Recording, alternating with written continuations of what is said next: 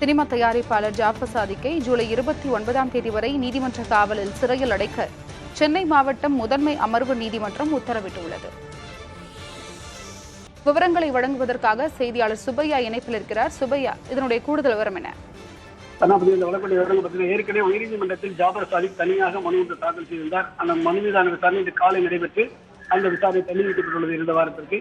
இதற்கிடையே அமலாக்கத்துறை அவரை கைது செய்து தொடர்பான வழக்கு விசாரணைக்காக இன்று சென்னை உயர்நீதிமன்ற வளாகத்தில் உள்ள சென்னை அமர்வு நீதிமன்றத்தில் செஷன்ஸ் நீதிமன்றத்தில் ஆஜர்படுத்தப்பட்டார். அப்போது அவர் கைது தொடர்பாக சில கோரிக்கை முன்வைக்கப்பட்டார். அதாவது சட்டவிரோதமாக தன்னை கைது செய்துள்ளதாகவும் இது தொடர்பாக 24 மணி நேரத்திற்கு ஏற்கனவே கஞ்சா வழக்கில் ஜாமீன் பெற்ற நிலையில் அமலாக்கத்துறை 24 நேரம் தன்னை ஆஜர்படுத்தாமல் மீண்டும் கைது காட்டியுள்ளதாகவும் இது தொடர்பான உரிய நடைமுறை பின்பற்றப்படவில்லை என்று கூறி சென்னை செஷன்ஸ் கோர்ட்டில் வாதிடப்பட்டது. அதற்கு அமலாக்கத்துறை சார்பில் வக்கீல் ரமேஷ் ஆஜராகி இந்த கைது நடவடிக்கை அனைத்தும் முழுமையாக பின்பற்றப்பட்டுள்ளது என்றும் இது தொடர்பாக கைது செய்யப்படும் போது அவர்கள் கையெழுத்து பெறப்பட்டுள்ளது என்றும் அவரை டெல்லி திகார் சிறையில் இருந்து சிறை மாற்ற வாரண்ட் வாங்கித்தான் அவரை சென்னைக்கு அழைத்து வரப்பட்டு அங்கிருந்து ஆஜர்படுத்தப்பட்டுள்ளதாகவும் நீதிமன்றத்தில் தெரிவித்தார்.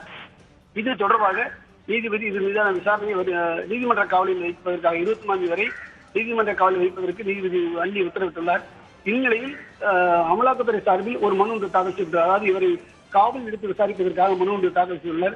அந்த மனு மீதான விசாரணை தற்போது நடைபெற்றது. இந்த மனு மீதான விசாரணை மீண்டும் நாளை நடைபெறும் என்றும் அதுவரை அவரை சிறையில் சென்று அடைக்குமாறு நீதிபதி உத்தரவிட்டுள்ளார். இன்னும் சிறிய நேரத்தில் ஜாஃபர் சாதிக் சென்னை செஷன்ஸ் கோர்ட்டிலிருந்து சென்னை புழல் சிறையில் அடைக்கப்படுவார் என்று தெரிகிறது.